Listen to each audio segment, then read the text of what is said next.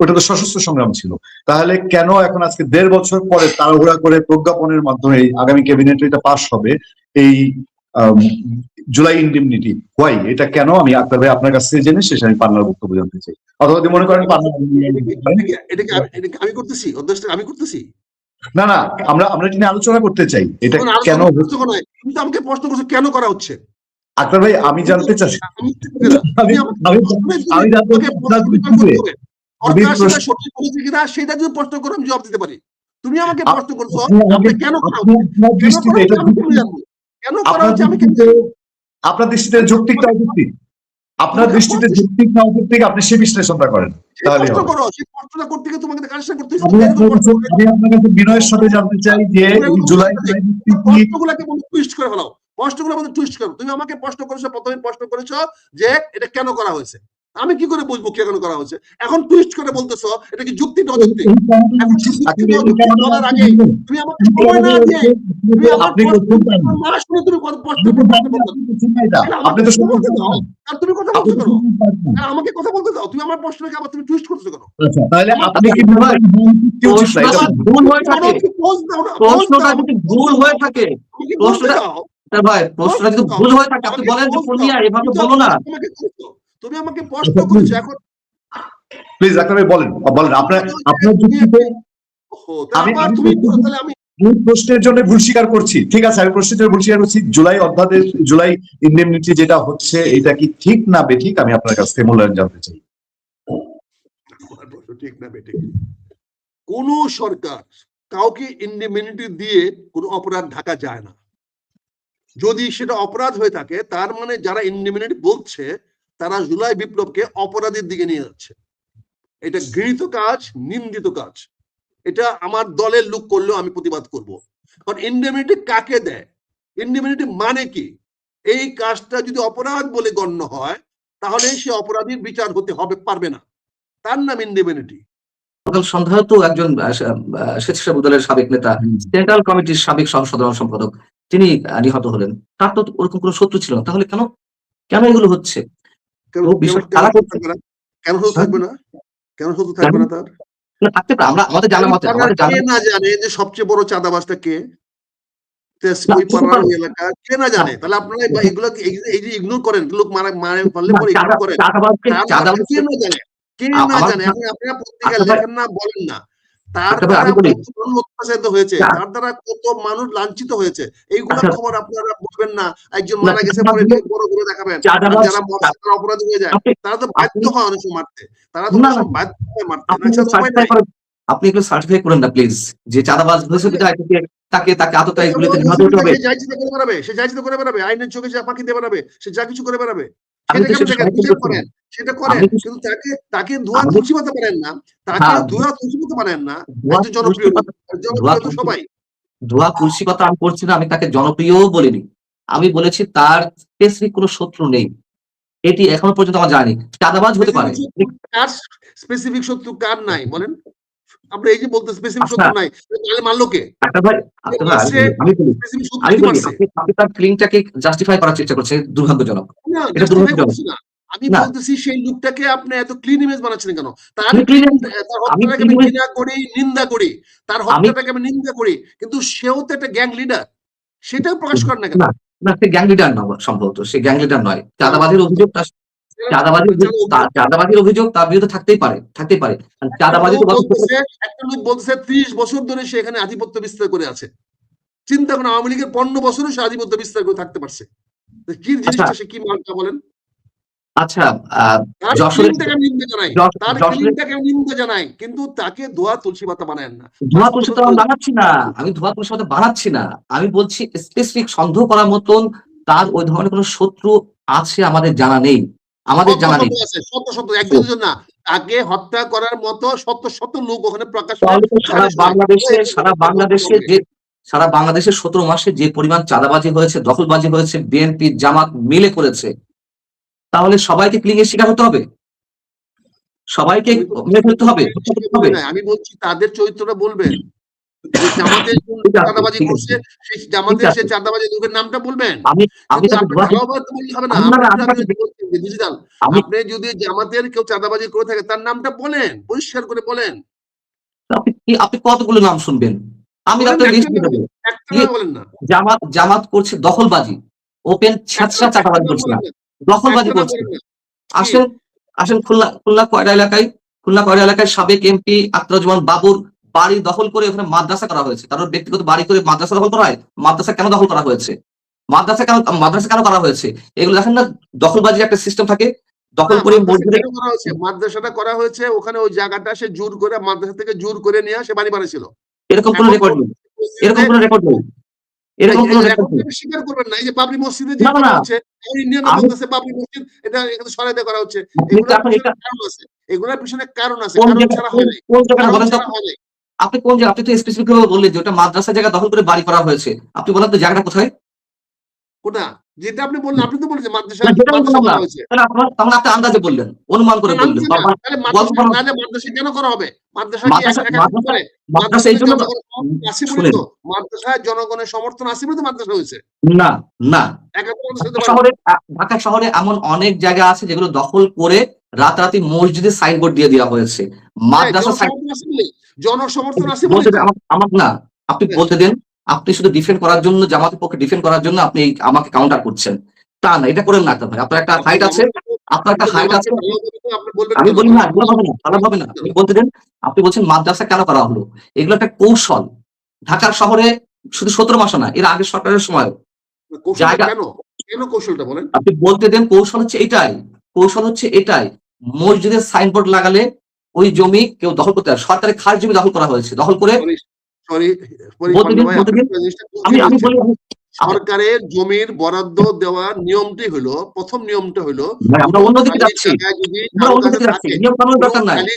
কোনো খালি জায়গা যদি কারো কাছে থাকে, তাহলে ডিসি তারা এটাকে বরাদ্দ দিতে পারে। যদি খালি জায়গা কারো দখলে থাকে। দিতে পারে, আমি ওই নিয়ম কানুন দিকে যাচ্ছি না। আমি অবৈধভাবে যেগুলো দখল হচ্ছে সেগুলো কথা বলছি। দখল না করলে স্কুল, কলেজ, মাদ্রাসা যাবে কি করে? আপনি হাসপাতাল যাবে কি করে? আপনি আমার কথাই বুঝতে পারছেন না। মানে আপনি বলতে চাচ্ছেন এর আগে পরে, বাংলাদেশে এর আগে পরে কোন জমি অবৈধভাবে দখল করে মাদ্রাসা মসজিদে সাইনবোর্ড দেওয়া হয়নি, এই কথা আপনি বলতে চাচ্ছেন? অবৈধভাবে কোনো জমি দখল করে কেউ দেয় নাই। এটা হলো সরকারি জায়গা, পতিত জায়গাতে নেওয়া যায়। এটাই প্রসিডিউর। আরে পুরো কেমিস্ট্রিতে বুঝতে হবে তো। আপনি বললেন এটা একটা ওই যে আপনি প্রসিডিউরের ব্যাপার। নিয়ম কানুনের দিকে যাচ্ছেন, নিয়ম কানুনের দিকে। আপনি নিয়ম সেটাই তো কানুনে বলছি। তাহলে ওই লোকটা দখল না করলে অধিকারী হবে কেমনে? বলতে দিন, অধিকারী হয় বলতে দিন। আপনি অহেতুক নিয়ম কানুন শেখাচ্ছেন। নিয়ম কানুন আমরা জানি। আমি বলছি নিয়ম কানুনের বাইরে। মনে করুন যে মগবাজার এলাকায় বা কারওয়ান বাজার এলাকায় একটা জমি পড়ে আছে, যে কোনো নিরীহ মানুষের জমি অথবা সরকারের খাস জমি। এমন হয়েছে এমন হয়েছে যে ওটা দখল করে মাদ্রাসা বা মসজিদের সাইনবোর্ড লাগিয়ে দেওয়া হয়েছে। ওখানে অন্যায় কি মাদ্রাসা বা হয়েছে? মসজিদ, অন্যায় কি হয়েছে? আবার অন্যায় আমি কি বলি, হয়েছে? অন্যায় কি হয়েছে? আমি অন্যায়টা বলতে কি দিন। হয়েছে? বলেন। অন্যায়টা বলেন কি হয়েছে? কেন অন্যায় হবে না? মসজিদ মাদ্রাসার ইমান হবে মানে সব জায়েজ হয়ে যাবে? অন্যায়টা কি হয়েছে? অন্যায়টা কি? জায়গাটা কার? মসজিদ তো জায়গাটা জনগণের জায়গা। ওখানে ওই জায়গাটা পরবর্তীতে জনগণের। আপনি তো আমার ওই কথার টোনটাই বুঝতে পারছেন না, না। কথাটা আপনি বুঝতে হবে তো। আমি আপনি বলি, এখানে আমাকে বলতে দিন, আমাকে বলতে দিন। পরবর্তীতে ওখানে আর ওই জায়গাটাতে সরকার যাবে কেমনে? কিভাবে যাবে সরকার? আপনি বলতে দিন আমাকে। পরবর্তীতে ওখানে আর মসজিদ মাদ্রাসা হয়নি। সেটা ওরা অন্য বিষয়। সেটা আমি তো অন্য সেটাই বিষয়। আমি তো সেটাই বোঝাতে চাচ্ছি। সেটা মামলা আমি করেন, সেটা ধরেন। আরে বাবা রে, আপনি তো কথা শেষ করতে দিচ্ছেন না। আপনি বারবার আইন, আপনি অন্যায় এসবে যাচ্ছেন। আপনি তো কথা শেষ করতে দিচ্ছেন না। পরবর্তীতে ওখানে মসজিদ মাদ্রাসা হয়নি মানে আমি বলছি এটা একটা কৌশল। এটা একটা কৌশল। ঠিক আমি যে এক্সাম্পলটা দিলাম, আমি এখন ঠিকানা সহকারে বলবো। আপনি যে ডিফেন্ড করলেন না জামাতের পক্ষ হয়ে, এটা শুধুমাত্র ডিফেন্ড করতে হয় বিধায় করে। আপনি নিজেও জানেন না ওই জায়গাটা মসজিদ মাদ্রাসার জায়গা দখল করে বাড়ি করা হয়েছিল কিনা। আপনি হুট করে বলে ফেললেন যে ওটা মসজিদ মাদ্রাসার জায়গা ছিল। আপনি বলেন কোথায়? চ্যালেঞ্জ করলাম আপনাকে। আপনি বলতে পারবেন না। আপনি আমি বলতে তো পারবেন না। আপনি আমি শুধু আমি ওভারঅল, আপনি আপনি একটু শুধু আমি আমি একটু বলুন, ২ টা এক্সাম্পল দিই আপনাকে। ২ টা বলুন। এক্সাম্পল দেই। না, এক্সাম্পল না, এক্সাম্পল না, না, না, এক্সাম্পল না। আমি আপনি আমি বললেন আমি ২ টা এক্সাম্পল দেই। আপনি উত্তরায় ঢুকতে ওই সিভিল এভিয়েশনের জায়গার কোণার মধ্যে দেখবেন একটা মসজিদ করা হয়েছে। সেই মসজিদটা 111 এর সময় ভাঙ্গা হয়েছিল। পরবর্তীতে এটা আবার পুনর্বাসিত মসজিদ হয়েছে। কেন হয়েছে? ওই এলাকার মানুষ ওই খালি জায়গাটাতে মসজিদ বানাতে চেয়েছে। এখানে মসজিদ হয়েছে, এখনো আছে। আপনি বারিধারা ডিওজেসি ঢুকেন, ইয়ার দিক থেকে, গুলশানের দিক থেকে, ওই যে এবার আমরা বোধহয় অন্য কিছু আসছে আলোচনাটা। আমি কেন বলছি জিনিসটা বুঝার চেষ্টা করি। সরকারি কোনো জায়গা, সরকার কোনো জায়গা রহিম, করিম, যদু, মধু, করিমকে বা কোনো অর্গানাইজেশনকে অ্যালটমেন্ট দিতে পারে না, চাইলেও পারে না। কিন্তু যদি সে দখল নিতে পারে, চলে যাচ্ছে, আমার 10 জনকে দেন, তাহলে এটা আইনের মধ্যে বৈধ হয়। এটা আইনি প্রসিডিউর বলছি। এই জন্য অনেকে করে, পরবর্তীতে অনেকে করে এটাকে করে। যেমন আপনি মনে করেন র্যাঙ্কসে যে বিল্ডিংটা দখল করা হয়েছিল, এটা রোডস্টেড হাইওয়ে এই জায়গা থেকে নিয়ে কিন্তু আপনি জায়গা আসেন ভাঙা হয়েছিল, সেই বিল্ডিংটা ভাঙা হয়েছিল। এই যে বাইতুল মোকাররমটা করা হয়েছে, বাইতুল মোকাররমের রাস্তাটা গুলশান থেকে সদরঘাট থেকে সোজা আসার কথা ছিল, কিন্তু ওই সময় ওখানকার যে ইসলামিয়ারা ছিল তারা তাদের এলাকাটা পুরানা পল্টনটাকে বাঁচানোর জন্য তারা ওই জায়গাটাকে মসজিদের নাম অ্যালটমেন্ট দিয়ে বাইতুল মোকাররম মসজিদ করেছে। তো এইভাবে তো পৃথিবীর সব সভ্যতা হয়, অ্যাকোয়ার করা হয়। এই যে রাজধানীটা অ্যাকোয়ার করেছেন, এই যে ক্যান্টনমেন্টের জায়গা অ্যাকোয়ার করা হয়, আপনার বিভিন্ন লোককে উচ্ছেদ অ্যাকোয়ার করেন, এটা তো এক দৃষ্টিতে অবৈধ, কিন্তু অ্যাকোয়ার করেন। অ্যাকোয়ারটা সরকার করতে পারে, আবার একজন জনগণ দাবি করতে পারে আমরা 10 জনের জন্য করবো এখানে। হ্যাঁ, 10 জনের জন্য যদি না করে সেটা অপরাধ, সেটা শাস্তিযোগ্য অপরাধ, আমি সেটাকে সমর্থন করি না, এই কথাটা আপনাকে বলছি। কিন্তু খালি জায়গায় ভিন্ন দিকে নিয়ে গেছেন এবং না জেনেই আপনি ওভারঅল ডিফেন্ড করতে হয়, আপনি করেছেন। আমি চ্যালেঞ্জ করলাম আপনাকে যে জায়গাটার এক্সাম্পল দিচ্ছি, আপনি ওই জায়গার ঠিকানাও জানেন না, স্পেসিফিক করে বলতেও পারবেন না কার জায়গা, কার জমি। আপনি হুট করে বললে ওটা মসজিদ মাদ্রাসা জায়গা ছিল, ওটা একটা আপনি জানেন কার জায়গায় আপনার জায়গা। আমি আপনাকে এখনই পেপার কাটিং দেখাবো, আসেন জানেন আপনার জায়গা। পেপার কাটিং সাংবাদিক লিখছে তার দৃষ্টিভঙ্গি থেকে, তাহলে আপনি যে পেপারতে আমি জানি, নিশ্চিত করে জানি। আমি আপনাকে চ্যালেঞ্জ করছি, আপনি চ্যালেঞ্জ করুন, জাতির সামনে চ্যালেঞ্জ করুন, আমি চ্যালেঞ্জ করছি, চ্যালেঞ্জ অ্যাকসেপ্ট করুন। তাহলে দলিল দস্তাবেজ আপনার সামনে মুনিয়া ভাই, আপনি কালকে একটা শো করবেন, আমি দলিল দস্তাবেজ সামনে হাজির করব, দেখি তারপরে আপনার ভাই কি বলেন। ব্যক্তি মালিকানা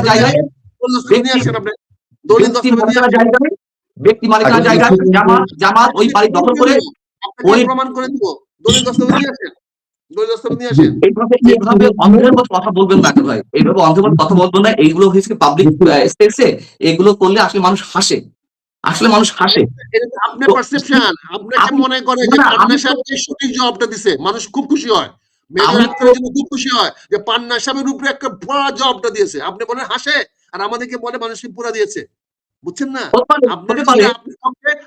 আমার পক্ষে তর্কটা যেখানে নিয়ে যাচ্ছেন, আমি তো স্পেসিফিক করে বলছি, আর আপনি না জেনেই বলছেন। আমি তো চ্যালেঞ্জ গ্রহণ করলাম, কালকে নিয়ে বলছেন, আপনি তো না জেনেই বলছেন। আপনি না জেনে আপনি একজনের প্রতি চরিত্র হনন করার চেষ্টা করেন। আমি বলছি না জেনে বলছি, আপনি কি করে বলছেন না জেনে বলছি? বলেন তো আপনি বলেন তো এটা ভাই শুনেন পান্না ভাই, আপনি বলেন তো আমি কার বাড়ির কথা বললাম, আপনি বলেন তো। পক্ষপাতমূলক বক্তব্য, এগুলো হলো আমাদের পক্ষপাতমূলক বক্তব্য। আমার কাছে যে আসতে পারে আমি তার পক্ষ নিয়ে নেই, আর আমার কাছে যে আসতে পারে না সে আমার শত্রু হয়ে যায়। এই পক্ষপাত আপনি এইখানে দাঁড়িয়ে বলেন তো, আপনি একেবারে পয়েন্টে দাঁড়িয়ে কথা বলবেন। আপনি বলেন তো আমি এই মুহূর্তে কোন বাড়িটা এক্সাম্পল দিয়েছি, বলেন তো। আমি তো বলেছি, দেখি আপনি রিকল করতে পারেন না।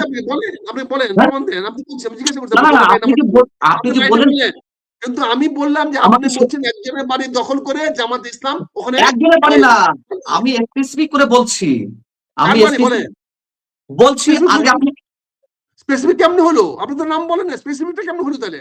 আমি নাম বলেছি, আমি নাম বলেন। আমার মনে হয় আক্তার ভাই আপনি এটা আপনার দ্বারা বানাচ্ছেন না। আমি কিন্তু নাম বলেছি, দাঁড়ান পুনিয়া ভাই, আমি কিন্তু আমি নাম বলেছি অলরেডি রেকর্ডেড। আপনি বলছেন না আমি নাম বলেছি, একজন ব্যক্তি বাড়ি দখল করে জামাত ইসলাম কথা আমি নাম বলেছি, এটা জাতির সামনে উন্মোচিত হবে, অলরেডি রেকর্ড হচ্ছে এই প্রোগ্রাম। এখানে বলা হয়েছে সাবেক এমপি, খুলনা এলাকার সাবেক এমপি আখতারুজ্জামান বাবুর কথা আমি বলেছি স্পেসিফিক করে।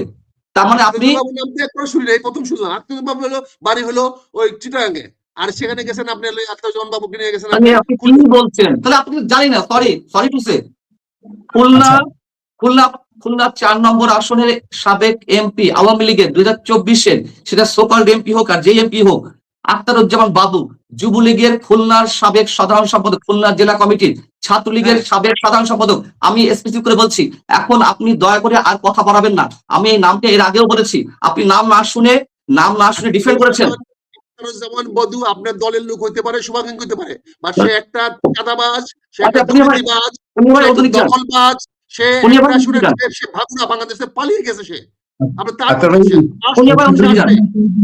ওনার কথা বলছেন, ওনার আখতারুজ্জামান বাবুর ওনার কথা বলছেন। ডিটেইলস না, উনাকে উনি বলছেন, উনি জি। তার পক্ষে নিতেছেন, বলেন আচ্ছা, একটা দুর্নীতিবাজ, বলছেন না কেন? বলছেন না কেন? নিজে তো খারাপ লাগছে, এই যে ট্যাগিং রাজনীতি, আপনিও ট্যাগিং রাজনীতি শুরু করেছেন।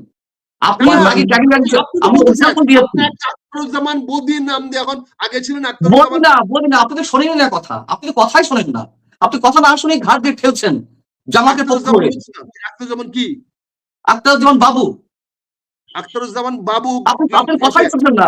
এর আগে আমি নাম করেছি, আপনি নাম না শুনে জামাতের পক্ষ করে ডিফেন্ড করেছেন। আখতারুজ্জামান বাবু কি এতে ওই খুলনা আখতারুজ্জামান বাবু না চট্টগ্রাম দেখতে হচ্ছে খুলনার।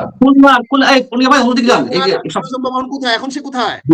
আক্তার ভাই, সে জাহান্নামে থাক। আমরা এই এখন সে প্রসঙ্গটা জাহান্নামে থাক। তাহলে আচ্ছা তার ভাই, বাড়ি আপনি- তো দখল হবে, তার বাড়ি দখল হবে, খালি বাড়ি পতিত বাড়ি দখল হবে। উনি ভাই অন্যদিকে যান। সেখানে মানুষ ভাই, ভালো আপনি- বানাচ্ছে, আচ্ছা ভাই, যে মানুষরা চলে গেছে, মানুষ বানাচ্ছে, বুঝছেন না? এগুলো তো হবে। আক্তার ভাই, আমাদের দুজনেই আপনি অত্যন্ত শ্রদ্ধাভাজন আলোচক আপনি আপনার চ্যানেল সবসময় যান। আমি একটা ভিন্ন প্রসঙ্গ দিয়ে অনুষ্ঠানটা শেষ করতে চাই।